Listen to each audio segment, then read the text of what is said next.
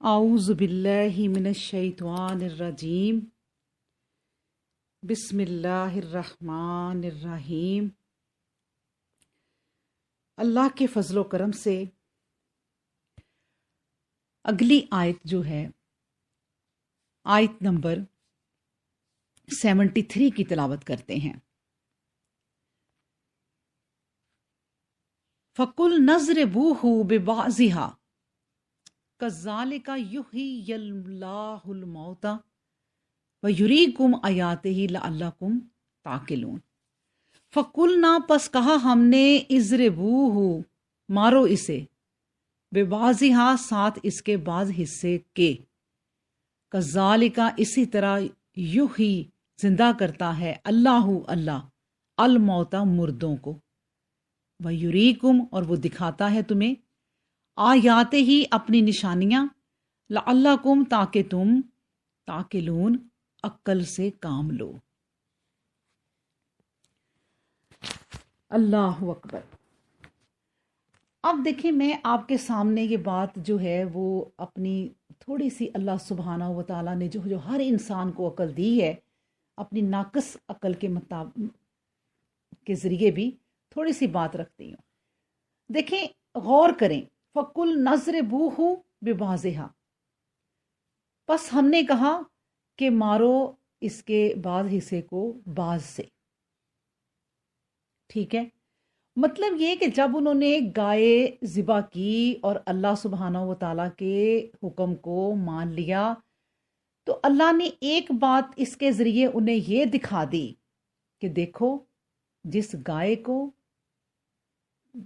तुम पूजा के तौर पे इस्तेमाल करते हो, अल्लाह का शरीक बनाते हो, जिस गाय के लिए तुम्हारे दिल में एक तड़प है, जिसकी तुम पूजा करते हो, उसको भी अल्लाह सुब्हानहू व तआला ने जो है वो ज़िबा करा दिया, मार दिया।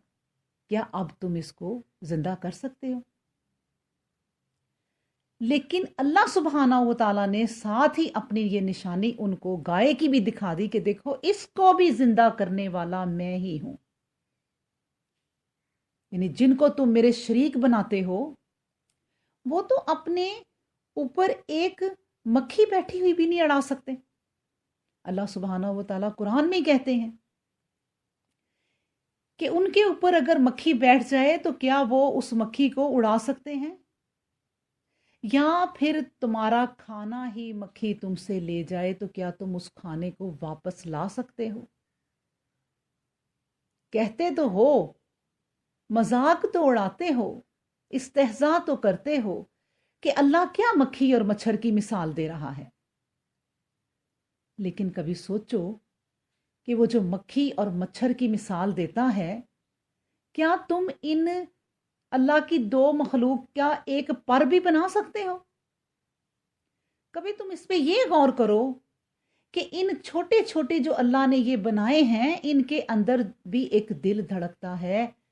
तुम इन पे हाथ रखने लगो, उनमें समझ भी है, दिमाग भी है, वो उड़ जाते हैं। तुम इन चीजों पे गौर नहीं करते, अल्लाह का इस्तेहज़ा करते हो कि अल्लाह हमें क्या मच्छर और मक्खी की मिसाल दे रहा है। इसी तरह अल्लाह ने उनकी गाय के जरिए ही उनको शर्मिंदा किया कि देखो, इसको भी जिंदगी देने वाला और इसको भी मौत देने वाला वो रब ही है जिसकी तुम पूजा करते हो। उसी के जरिए अल्लाह ने उन्हें तालीम दी। और तालीम कौन सी दी? कज़ालिका युह्यिल्लाहुल मौता, इसी तरह अल्लाह मुर्दों को जिंदा करता है, कोई और नहीं करता। वो रब ही मुर्दों को जिंदा करता है। और देख लें, आप गौर कर लें, वह युरीकुम आयातिही लअल्लकुम ताकिलून। आखिर में किस बात पे जोर दिया अल्लाह ने? कि ताकि अल्लाह तुम्हें ये दिखाता है, इसलिए वह युरीकुम, वो तुम्हें दिखाता है, आयातिही ये अपनी निशानियां, इसलिए कि लअल्लकुम ताकिलून, अपनी अक्ल से काम लो। अब यहां पर अल्लाह तबारक व तआला ने ये नहीं कहा उलमा की अकल से काम लो, उलमा से जाके सीखो। उलमा भी सीखने वाले हैं और उनसे हम सीखते हैं और हम अपनी अक्ल से भी सीखते हैं। ایک دوسرے کا احترام اور عزت لازم ہے، لیکن اللہ تبارک و تعالیٰ نے یہ بات سمجھا دی کہ دیکھو اپنی عقل سے کام لو، جو تمہیں یہ اربوں خربوں کا دماغ میں نے دیا ہوا ہے فری میں، اس سے کام لو۔ یہ نشانیاں میں اس لیے دکھا رہا ہوں، یہ اس لیے نہیں دکھا رہا کہ تم دوسروں کے مطیع ہو جاؤ اور اپنی عقل کو استعمال ہی نہ کرو، استعمال کیے بغیر ہی مر جاؤ۔ تو اس میں کتنی باتیں کلیئر ہو گئی؟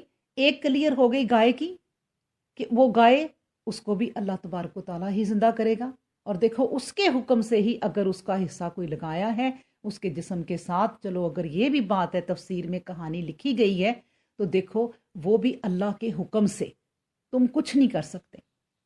اور اللہ نے دوسری بات تمہیں سکھا دی کہ اس طرح اللہ جو ہے وہ جو تم انکار کرتے ہو کہ کب اٹھائے گا اللہ، کب آئے گی قیامت، کب یہ ہوگا، تو اسی طرح اللہ مردوں کو اس وقت اٹھائے گا۔ اور تیسری بات اللہ نے اس میں یہ سکھا دی کہ اے لوگو اپنی عقل سے کام لو، اس سے پہلے کہ موت آ جائے یہ اپنے دماغ کو استعمال کرو۔ اب دیکھیں اسی صورت میں یعنی سورت بقرہ میں 5 جگہ مرنے کے بعد جینے کا بیان ہوا ہے، میں آپ کے سامنے رکھ دیتی ہوں۔ ایک آیت اس میں گزری ہے 56، اس میں ہے ثم بعثناکم من بعد موتیا، پھر اس طرح تمہیں ہم اٹھائیں گے تمہاری موت کے بعد۔ اور دوسری بات اس قصے میں یعنی ابھی جو ہم نے پڑھی کذالک یحیی اللہ الموتى، ٹھیک ہے۔ اب اس تیسرے ان کے قصے میں جو ہزاروں تعداد میں نکلے تھے اور ایک اجاڑ بستی پر ان کا گزر ہوا تھا، چوتھے حضرت ابراہیم علیہ السلام کے 4 پرندوں کے مار ڈالنے کے بعد زندہ ہو جانے میں، یہ بھی ہم اس میں پڑھیں گے۔ اور 5واں زمین کے مردہ ہونے کے بعد اس کی رویدگی کو موت اور زست سے تشبیہ دینے میں۔ اللہ اکبر۔ ابو داؤد طیالسی کی ایک حدیث ہے جو میں آپ کے سامنے رکھتی ہوں کہ نبی کریم صلی اللہ علیہ وآلہ وسلم سے دریافت کیا کہ یا رسول اللہ صلی اللہ علیہ وآلہ وسلم، مردوں کو اللہ تعالیٰ کس طرح جلائے گا؟ فرمایا کبھی تم نے بنجر زمین پر سے تمہارا گزر ہوا ہے؟ کہا ہاں۔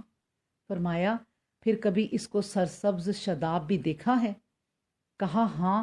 فرمایا اسی طرح موت کے بعد زست ہے، زندگی ہے۔ قرآن کریم میں اور جگہ بھی ہے وَآیَاتُ اللَّهُمُ الْأَرْضُ الْمَيْتَةُ، یعنی ان منکرین کے لیے مردہ زمین میں ایک نشانی ہے جسے ہم زندہ کرتے ہیں اور اس میں سے دانے نکالتے ہیں جسے یہ کھاتے ہیں، اور جس میں ہم کھجوروں اور انگوروں کے باغ پیدا کرتے ہیں اور چاروں طرف نہروں کی ریل پیل کر دیتے ہیں تاکہ وہ ان پھلوں کو مزے مزے سے کھائیں، حالانکہ یہ ان کے ہاتھوں کا بنایا ہوا یا پیدا کیا ہوا نہیں۔ کیا پھر بھی یہ شکر گزاری نہیں کریں گے؟ اللہ اکبر۔ یا پھر کیا اپنی عقل سے کام نہیں لیں گے؟ کوئی زخمی شخص اگر کہے کہ فلاں شخص نے مجھے برانگیختگی کے باعث قتل کیا ہے، تو اس کا یہ قول ثبوت سمجھا جائے گا۔ اللہ اکبر۔ ایک اسی سلسلے میں واقعہ آپ کے سامنے رکھ دیتی ہوں، یعنی حضرت انس رضی اللہ تعالی عنہ فرماتے ہیں کہ ایک یہودی نے ایک لڑکی کا سر پتھر سے کچل ڈالا۔ اب ان کا بھی ہم یہی واقعہ پڑھ رہے ہیں نا کہ بھتیجے نے چچا کو قتل کر دیا، اب کیسے پتا چلے گا؟ تو اسی طرح ایک یہودی نے ایک لڑکی کا سر پتھر سے کچل ڈالا اور اس کے کڑے اتار کر لے گیا۔ جب اس کا پتہ نبی صلی اللہ علیہ وسلم کو لگا تو آپ صلی اللہ علیہ وسلم نے فرمایا اس لڑکی سے پوچھو کہ اسے کس نے مارا۔ لوگوں نے پوچھنا شروع کیا کہ کیا تجھے فلاں نے مارا ہے، فلاں نے مارا ہے؟ وہ سر کے اشارے سے انکار کرتی جاتی تھی، یہاں تک کہ جب اسی یہودی کا نام آیا تو اس نے سر کے اشارے سے کہا ہاں۔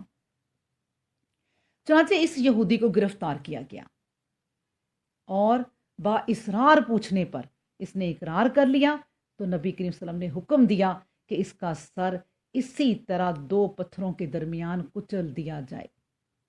مطلب کیا؟ قتل کی سزا قتل ہے۔ اس کے سوا کچھ نہیں. اور جس نے قتل کیا اس کے بعد اپنی سزا بھی بھگت لی، اور اس سے پہلے اس نے توبہ استغفار بھی کر لی، اللہ سبحانہ و تعالی اسے معاف بھی کر دیں گے. اسی طرح جب دو بندے قیامت کے دن اللہ کے سامنے پیش ہوں گے تو اللہ وہ ان پر ثابت کر چکے ہوں گے کہ یہ جنتی ہے، لیکن ایک بندہ کہے گا یا اللہ جس کو یہ آپ میرے ساتھ جنت میں بھیج رہے ہیں اس نے تو مجھے دنیا میں قتل کیا تھا. تو اللہ سبحانہ و تعالیٰ فرمائیں گے کہ اے بندے، جب اس نے تمہیں قتل کیا اس کے بعد اس نے توبہ ایسی کی کہ میں نے اسے معاف بھی کر دیا، اور اس نے تمہارے قتل کی سزا دنیا میں پا بھی لی، یعنی خود بھی پھر پھانسی چڑھا، قتل کی سزا قتل، تو اس لیے اب اس کے گناہ معاف ہیں. تو وہ دونوں ہنستے ہوئے ہاتھ میں ہاتھ ملائے جنت کی طرف چل پڑے. اللہ اکبر. تو اللہ سبحانہ و تعالیٰ سے دعا کریں کہ ہمیں جو بھی ہم آیت پڑھیں اللہ تعالیٰ اس پر غور و فکر کرنے کی توفیق عطا فرمائے.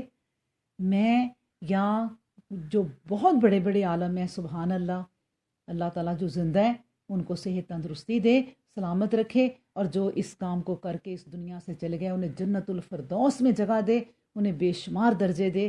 لیکن بات یہ میں کہنا چاہ رہی ہوں کہ آپ بھی کسی عالم سے کم نہیں ہیں میری پیاری بہنوں. ہر انسان کو اللہ تبارک و تعالیٰ نے ذہن جیسی بہت بڑی نعمت دی ہے. خدا کے لیے جو بھی آیت پڑھیں خود بھی اپنے طور پہ غور کریں.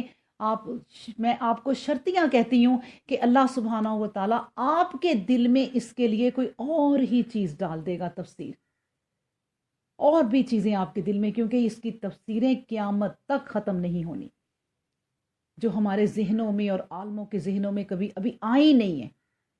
قرآن ایک معجزہ ہے اس لیے کہ اس کی باتیں، اس کے آگے جو ایکسپلینیشن ہے وہ کبھی ختم نہیں ہو سکتی. اللہ اکبر. وآخر الدعوانا ان الحمد للہ رب العالمین.